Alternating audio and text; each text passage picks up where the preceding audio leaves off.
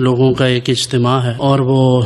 نعرے لگا رہے ہیں، اور نعروں کی گونج میں ایک شخص سامنے جو موجود ہے اسے زد و کوب کر رہے ہیں، یہاں تک کہ اس کے چہرے کی پہچان نہیں کی جا سکتی اس ویڈیو میں۔ اس کے بعد یہ دیکھا گیا ہے کہ اسے ننگا کر کے گھسیٹا جا رہا ہے اور پھر اس کو آگ لگا کر جلا دیا جاتا ہے۔ میں نے پوچھا اس عزیز سے کہ یہ کس چیز کا ویڈیو ہے، کون ہے یہ؟ اس نے کہا جناب یہاں کوئی فیکٹری ہے سیالکوٹ میں، تو اس میں کوئی مینیجر تھا، شری لنکا کا تھا غالباً، تو اس نے قرآن کریم کی بے حرمتی کی ہے۔ اس پر میں شرعی نقطہ نظر عرض کرنا چاہتا ہوں۔ پہلی بات تو یہ ہے کہ اس نے قرآن کریم کی بے حرمتی حقیقتاً کی ہے یا نہیں، اس بات کا تعین ہمارے جو قانون نافذ کرنے والے ادارے ہیں وہ تحقیق کر کے پھر کریں گے۔ گواہ آئیں گے، ظاہر ہے ویڈیو آئے گی، اس کی کوئی فوٹو کوئی چیز ایسی اس کی کوئی ملے گی تو اس سے پتہ چلے گا کہ اس نے ایسا کیا ہے یا نہیں۔ پھر اس کے اسباب اور محرکات کیا ہیں، اس نے ایسا کیوں کیا، یہ ساری چیزیں پیش نظر رکھنی چاہیے تھیں، لیکن ایسا نہیں ہوا، بلکہ عوام الناس نے اشتعال میں آ کر خود ہی یہ سارا کام کر دیا۔ ماضی میں بھی اس طرح کے کئی کیسز کچھ تو حقیقت پر مبنی ہوتے ہیں اور کچھ کیسز اس لیے بن جاتے ہیں کہ مولوی حضرات اپنی تقریروں میں ہر وقت لوگوں کو اسی پر برانگیختہ کرتے رہتے ہیں کہ جی یہ بھی مسئلہ ناموس رسالت ہے، یہ بھی مسئلہ مقدسات دین کا ہے، یہ بھی مسئلہ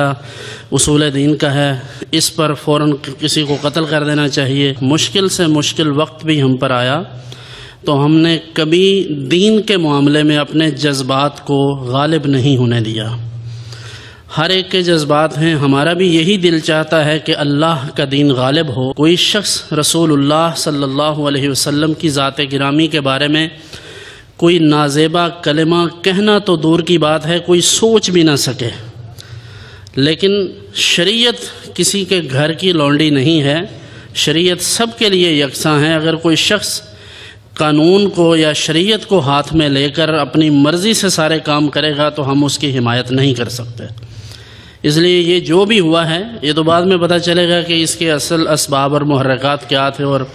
پس منظر کیا تھا، لیکن میں اپنے جمیع سامعین کو اور اپنے جتنے ہمارے متعلقین ہیں، محبین ہیں، ان کو ہمیشہ یہ بات کہا کرتا ہوں کہ آپ کے سامنے کوئی ایسا واقعہ آئے تو اس کو رپورٹ کریں، پولیس کو آپ بتائیں۔ ہاں یہ ایک الگ مسئلہ ہے کہ ہمارے ادارے قانون نافذ کرنے کے حوالے سے مذہبی معاملات میں ہمیشہ مداہنت کا شکار رہے ہیں، ہمیشہ کمزوری کا اور اس میں لیت و لعل کا پس و پیش کا وہ مظاہرہ کرتے رہے ہیں، یہ ان کی غلطی ہے۔ لیکن جب ایک ریاست بن چکی ہو اور پھر وہ ریاست بھی اسلام کے نام پر بنی ہو اور وہاں اسلامی قوانین موجود ہوں تو ہمارے فقہا تو یہی کہتے ہیں کہ کسی شخص کو قانون اپنے ہاتھ میں لینے کی اجازت نہیں ہے۔ پہلی بات تو یہ ہے جو کبار علماء ہیں اور مفتیان کرام ہیں وہ اس بات کا تعین کیا کرتے ہیں کہ یہ چیز شریعت کے دائرے سے باہر ہے یا نہیں، اس کی شرعی حیثیت کیا ہے۔ اس کے بعد پھر اس فتویٰ کی بنا پر FIR ہو اور پھر ادارے جو قانون نافذ کرنے والے ہیں، پولیس ہے، وہ اپنا سارا اس پروسیس کو مکمل کرے اور اس کے مطابق سزا کے نفاذ کا جو طریقہ ہے اسے اختیار کیا جائے۔ ایک اس پر حدیث عرض کرنا چاہتا ہوں۔ رسول انور صلی اللہ علیہ وآلہ وسلم تشریف فرما تھے، ایک صاحب حاضر خدمت ہوئے اور عرض گزار ہوئے کہ جنگ کے دوران ایک کافر کو میں نے پکڑا، تو جب میں اسے مارنے لگا تو اس نے کلمہ پڑھ لیا، لیکن میں نے اس کی بات نہیں سنی، میں نے اسے قتل کر دیا۔ رسول اللہ صلی اللہ علیہ وآلہ وسلم اس پر ناراض ہوئے اور ارشاد فرمایا، حلا شققت قلبہ، کیا تو نے اس کا دل چیر کر دیکھ لیا تھا کہ وہ اندر سے کلمہ نہیں پڑھ رہا، اوپر اوپر سے پڑھ رہا ہے؟ یعنی حضور نے ناپسند فرمایا کہ اگرچہ جنگ کی حالت میں ایک کافر شخص کو تم نے پکڑا اور تمہیں یہ لگا کہ خوف کی وجہ سے وہ کلمہ پڑھ رہا ہے، حقیقتاً ایمان نہیں لایا، پھر بھی تم نے اسے قتل کیا ہے، تو ایک مسلمان جان کو ضائع کر دیا ہے تم نے۔ جہاں رسول اللہ صلی اللہ علیہ وسلم کی یہ تعلیمات ہوں وہاں آنکھیں بند کر کے چھوٹے چھوٹے لونڈے نعرے لگا کر کسی کو قتل کر دیں اور بعد میں یہ کہتے ہیں جی یہ حرمت رسول کا مسئلہ تھا، حرمت قرآن کا مسئلہ تھا، تو دین بچوں کا کھیل نہیں ہے، نہ ہی کوئی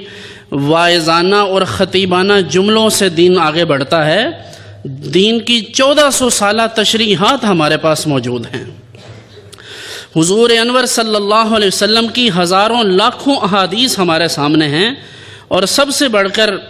تابعین تبع تابعین کے بعد سے اگر میں بات کروں تو حضور علیہ الصلوۃ والتسلیم کی امت کے جو سرخیل لوگ ہیں، جنہیں صوفیاء کرام کہا جاتا ہے، ان کا عمل ہمارے نزدیک سب سے معتبر ہے۔ اور آج بھی بہت سارے مولویوں کا یہ کلیم ہے کہ ہم تبلیغ سے یہ کرتے ہیں وہ کرتے ہیں۔ میں کہتا ہوں بالکل آپ کی تبلیغ اثر انداز ہوتی ہوگی، لیکن مجھے بتاؤ تو یہ کتنے 100 سال ہو گئے حضرت سیدنا علی حجویری داتا گنج بخش رحمۃ اللہ علیہ کو دنیا سے گئے ہوئے، وہ قبر میں بیٹھ کر کون سی تبلیغ کر رہے ہیں؟ اس کا مطلب یہ ہے کہ تبلیغ اپنی جگہ اثر انداز ہوتی ہے، لیکن تب اثر انداز ہوتی ہے جب کسی کے عمل میں قوت ہو، کسی کے کردار میں قوت ہو۔ آج سب سے زیادہ فین فالوئنگ صوفیاء کرام کی ہے، بالکل اسی طرح جس طرح صوفیاء کرام رحمہم اللہ نے دین اسلام کو سمجھا اور اپنے اس مزاج کو شریعت کے مطابق ڈھال دیا۔ دین کی بات پھیلانا صدقہ جاریہ ہے، ثواب کی نیت سے ویڈیو کو شیئر ضرور کیجیے۔ جزاک اللہ۔